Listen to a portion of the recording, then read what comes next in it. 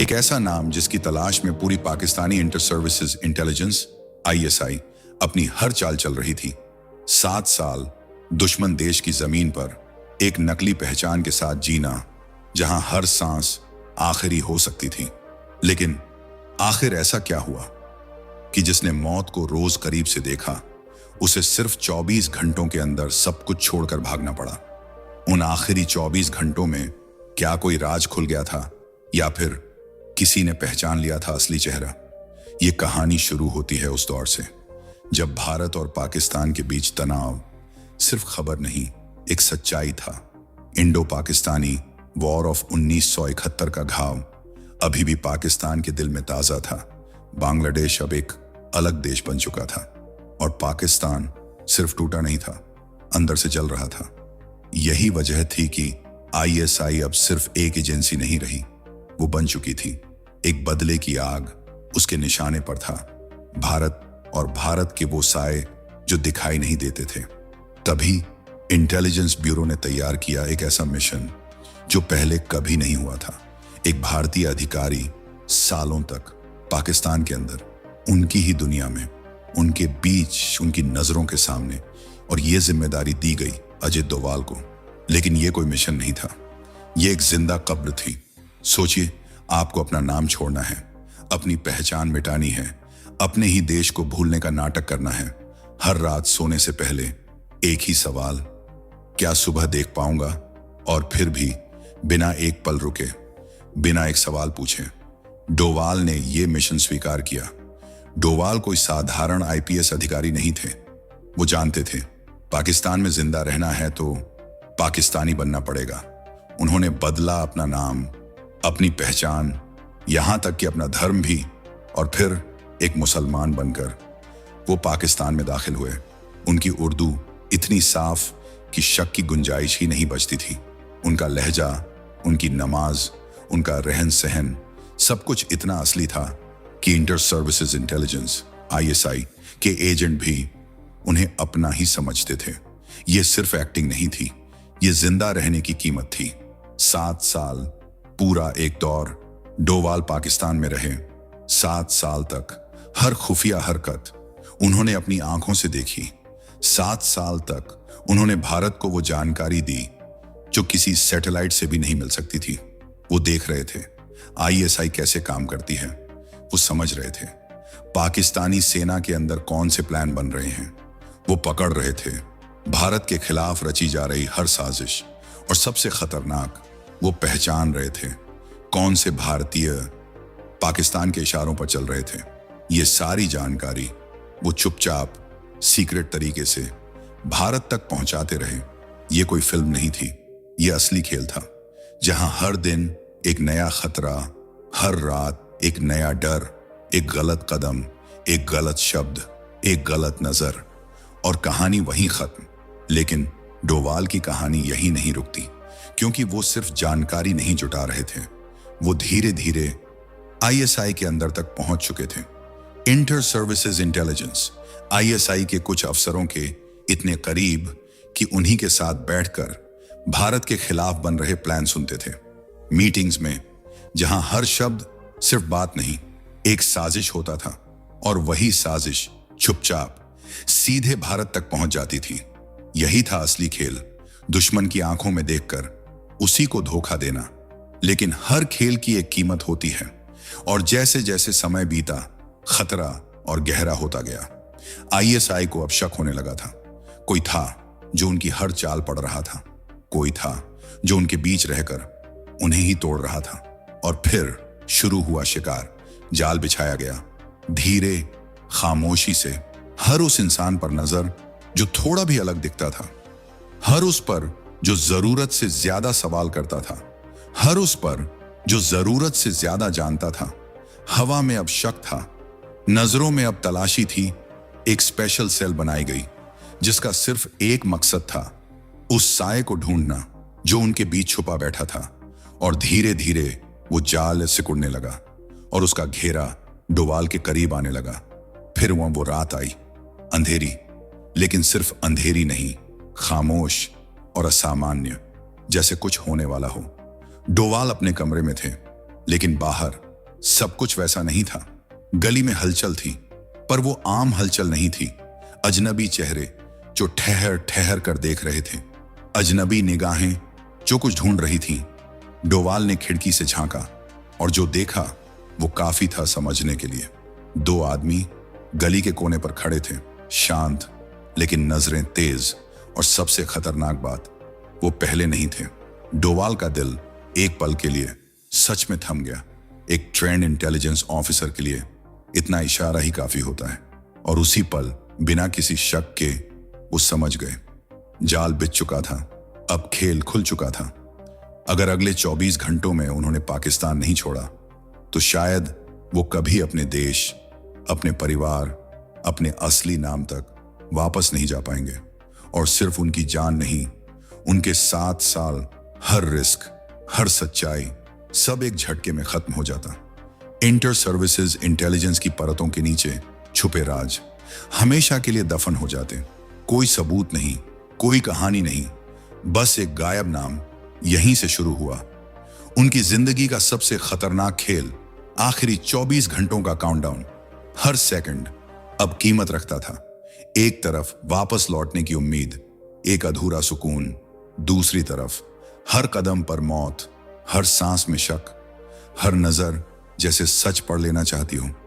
क्या वो सच में इतनी आसानी से निकल पाएंगे, या ये आखिरी खेल उनका आखिरी मिशन बन जाएगा? डोवाल ने एक पल भी बर्बाद नहीं किया। कमरे के अंदर हर वो चीज जो उनकी असली पहचान से जुड़ी थी, न सिर्फ हटाई गई बल्कि मिटा दी गई। कुछ जला दी गई, कुछ गायब कर दी गई, जैसे वो कभी अस्तित्व में थी ही नहीं। अब उनके पास कुछ नहीं था, ना कोई सबूत, ना कोई सहारा, सिवाय एक झूठी पहचान और एक बेहद तेज दिमाग के। सुबह होते ही दुनिया वहीं थी, लेकिन नजर बदल चुकी थी। गली वहीं थी, लोग वहीं थे, लेकिन अब हर चेहरा जैसे कुछ खोज रहा था, हर नजर जैसे सवाल पूछ रही थी। हर मोड़ पर खामोश निगरानी थी, हर साया जैसे उनका पीछा कर रहा था। हवा में अब सिर्फ शक था, और इसी शक के बीच डोवाल बाहर निकले। चाल बिल्कुल सामान्य, चेहरा बिल्कुल शांत, ना कोई जल्दबाजी, ना कोई डर, जैसे वो सिर्फ एक आम इंसान हो। लेकिन सच इससे भी ज्यादा खतरनाक था। थोड़ी ही दूरी पर इंटर सर्विसेज इंटेलिजेंस ISI के 2 अधिकारी लगातार उन पर नजर गड़ाए हुए थे, और डोवाल इस बात को महसूस कर चुके थे। उन्हें पता था हर कदम पर कोई उनका पीछा कर रहा है। फिर भी ना चाल बदली, ना एक बार पीछे मुड़े, क्योंकि वो जानते थे डर का एक इशारा सब कुछ खत्म कर सकता है। हर कदम अब एक एक्टिंग नहीं, एक जंग था। आगे बढ़ते बढ़ते वो एक भीड़ भाड़ वाले इलाके में पहुंचे, जहां लोगों की आवाज आई, शोर, हलचल, सब कुछ एक साथ धड़क रहा था। माहौल अचानक उनके खिलाफ नहीं, उनके पक्ष में हो गया, और यही उनका मौका था, एक सही टाइमिंग। और डोवाल बिना रुके सीधे उस भीड़ में घुस गए। धीरे धीरे, बिल्कुल बिना ध्यान खींचे, वो उसी भीड़ का हिस्सा बनते चले गए। कदम मिलाते हुए, सांसें कंट्रोल करते हुए, उन्होंने खुद को इस तरह छुपा लिया कि कुछ ही पलों में उनकी मौजूदगी भीड़ में घुलकर खत्म हो गई, जैसे वो कभी थे ही नहीं। उधर ISI के दोनों अधिकारी भीड़ में पागलों की तरह तलाश कर रहे थे, हर चेहरे को गौर से देखते, हर शक पर रुकते, हर दिशा में दौड़ते। लेकिन अब बहुत देर हो चुकी थी, क्योंकि डोवाल उस भीड़ की आड़ लेकर काफी आगे निकल चुके थे, और अब कराची की तंग गलियों में खामोशी से दाखिल हो चुके थे, जहां हर मोड़ एक नया रास्ता देता है, जहां मुड़े हुए रास्ते और अंधेरे कोने हर मोड़ पर उन्हें छिपने का एक नया मौका दे रहे थे। कुछ देर बाद वो एक तय जगह पर पहुंचे, एक खामोश सुनसान कोना, जहां ने उनकी मुलाकात हुई। एक दूसरे भारतीय जासूस से दोनों की नजरें मिली। कोई शब्द नहीं, कोई इशारा नहीं, फिर भी सब कुछ समझ आ गया। वक्त नहीं था और हालात बहुत कुछ कह रहे थे। उस एजेंट ने तुरंत एक मुड़ा हुआ कागज डोवाल के हाथ में थमा दिया। उस कागज में एक रास्ता था, सीधा नहीं, खतरनाक और पूरी तरह छुपा हुआ, एक गुप्त सुरंग का संकेत जो उन्हें पाकिस्तान की सीमा के पार ले जा सकता था। समय तेजी से खत्म हो रहा था। दोनों ने एक दूसरे की तरफ देखा और बिना कुछ कहे एक खामोश अलविदा। फिर दोनों अलग हो गए। अब डोवाल अकेले थे और ये अकेलापन पहले से ज्यादा भारी था। जैसे ही सूरज ढलने लगा, अंधेरा गहराने लगा। डोवाल उस सुनसान इलाके की ओर बढ़े जहां एक झर्जर इमारत खामोशी में खड़ी थी।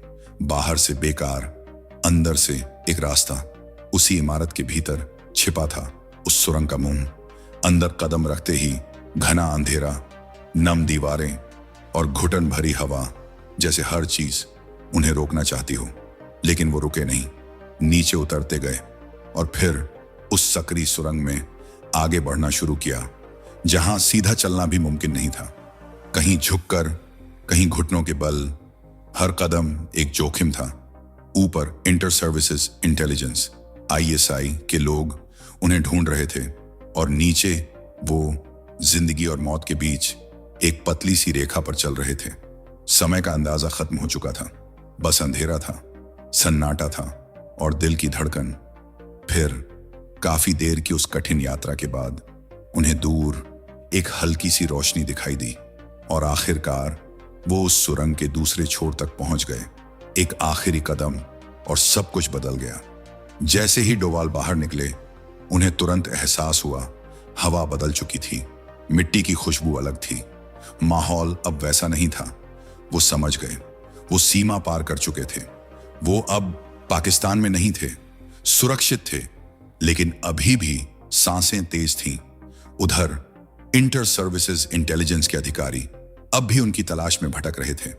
हर जगह छान रहे थे, हर शक के पीछे भाग रहे थे।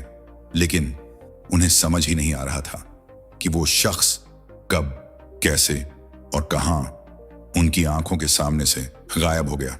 और इधर अजित डोवल 7 साल बाद जिंदा, सुरक्षित और खाली हाथ नहीं, अपने साथ लेकर आए थे पाकिस्तान के सबसे गहरे राज।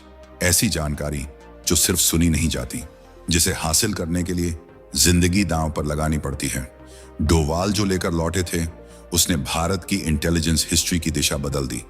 ISI के अंडरकोर एजेंट्स की लिस्ट, पाकिस्तान के सीक्रेट मिलिट्री प्लान्स, वो नेटवर्क्स जो भारत के अंदर रहकर उसी के खिलाफ काम कर रहे थे, और वो नाम जिन्हें कोई जानता तक नहीं था। हर फाइल एक खुलासा थी, हर जानकारी एक हथियार, इतनी कीमती कि आने वाले कई सालों तक इंडियन इंटेलिजेंस एजेंसीज इसी जानकारी के दम पर अपने कदम तय करती रहीं। लेकिन ये कहानी यहां खत्म नहीं होती। समय बदला, हालात बदले और 2005 में डोवाल बने इंटेलिजेंस ब्यूरो के डायरेक्टर, भारत की डोमेस्टिक इंटेलिजेंस का सबसे बड़ा पद। लेकिन यह सिर्फ शुरुआत थी। 2014 नई सरकार, नया दौर। तब नरेंद्र मोदी ने उन्हें बुलाया और सौंप दी देश की सबसे संवेदनशील जिम्मेदारी, नेशनल सिक्योरिटी एडवाइजर। वो इंसान जो कभी पाकिस्तान की गलियों में अपनी पहचान छुपाकर चलता था, आज पूरे देश की सुरक्षा का चेहरा बन चुका था। एक पहाड़ी गांव से निकलकर देश की सबसे ऊंची कुर्सियों तक पहुंचना, यह सफर आसान नहीं था। लेकिन डोवाल ने कभी आसान रास्ता चुना भी नहीं। सवाल आज भी बाकी हैं। उन 7 सालों में उन्होंने क्या क्या देखा, किन खतरों से गुजरे।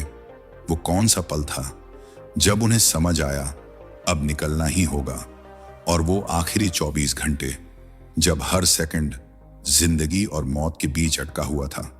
उनके दिल में क्या चल रहा था, ये सब शायद कभी पूरी तरह सामने नहीं आएगा, क्योंकि कुछ कहानियां फाइलों में बंद रह जाती हैं और कुछ इतिहास बन जाती हैं। लेकिन एक सच हमेशा जिंदा रहेगा कि जिस देश के पास अजित डोवाल जैसे लोग हों, उसे तोड़ना नामुमकिन है। अगर दोस्तों ये कहानी आपका दिल छू गई हो